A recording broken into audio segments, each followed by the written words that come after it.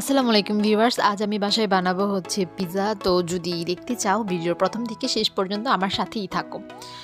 যাই হোক, আমি এখন ফারিনা নিয়েছি। ইটালিতে ফারিনা অর্থ হচ্ছে ময়দা। যদিও এটা দুইটারই কাজ করে, এখানে আটা পাওয়া যায় না।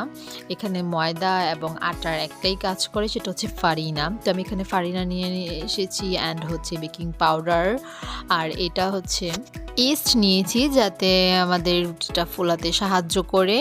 আমি তাই এগুলো দেখো কি কি নিলাম। আদা বাটা, এরপরে হচ্ছে কালো গোলমরিচের গুঁড়া অ্যান্ড এটা হচ্ছে রোজ ম্যারিনো, যেটা কিছুটা জিরার মতো দেখতে বাট জিরা না। তো আমি এটা সবসময় চিকেনের মধ্যে, চিকেন বারবিকিউ বা হচ্ছে যে কোনো কিছুর ক্ষেত্রে প্রায়